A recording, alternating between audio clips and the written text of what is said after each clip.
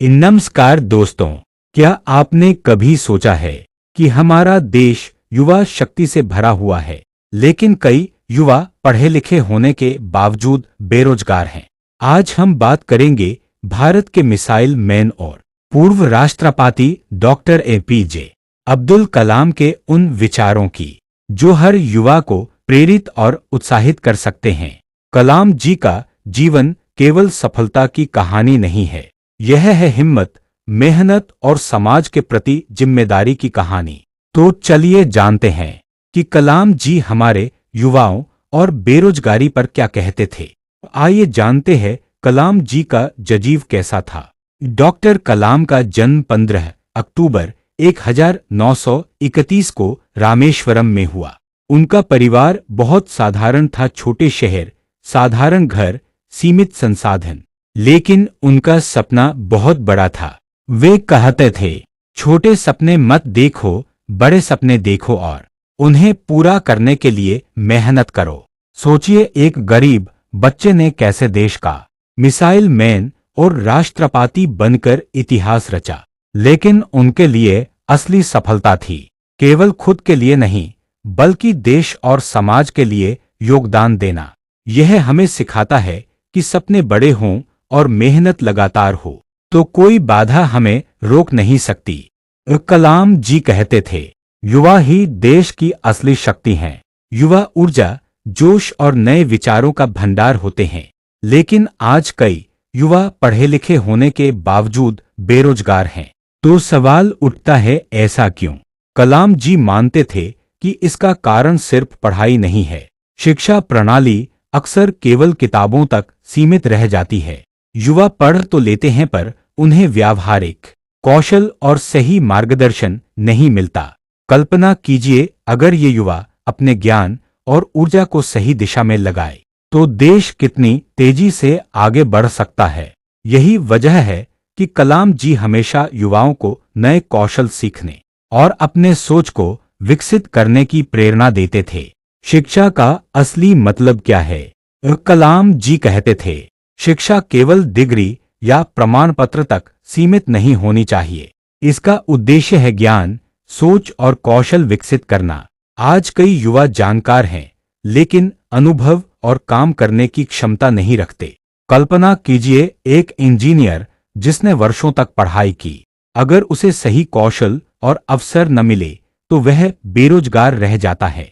कलाम जी कहते थे कि हर युवा को व्यावहारिक ज्ञान, तकनीक और सोचने की शक्ति विकसित करनी चाहिए।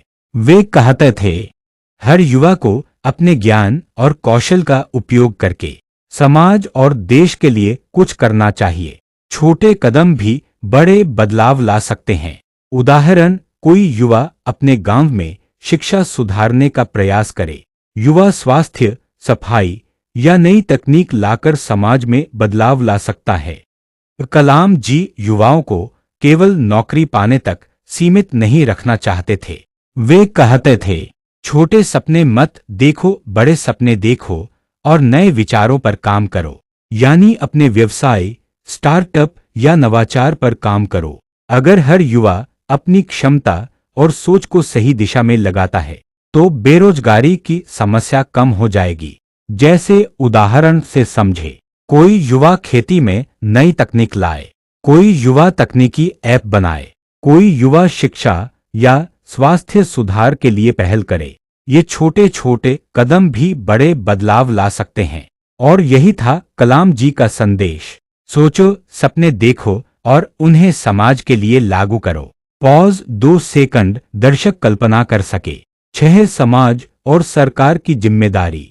कलाम जी मानते थे कि बेरोजगारी सिर्फ युवाओं की समस्या नहीं है, यह समाज और सरकार की जिम्मेदारी भी है कि वे युवाओं की प्रतिभा और कौशल को पहचाने और उन्हें अवसर दे। अगर शिक्षा प्रणाली व्यावहारिक कौशल सिखाए और युवा अपने ज्ञान को समाज में लागू कर सके तो बेरोजगारी की समस्या कम हो जाएगी। कलाम जी कहते थे, देश का भविष्य युवाओं के हाथ में है। उन्हें अवसर देना समाज और सरकार का कर्तव्य है।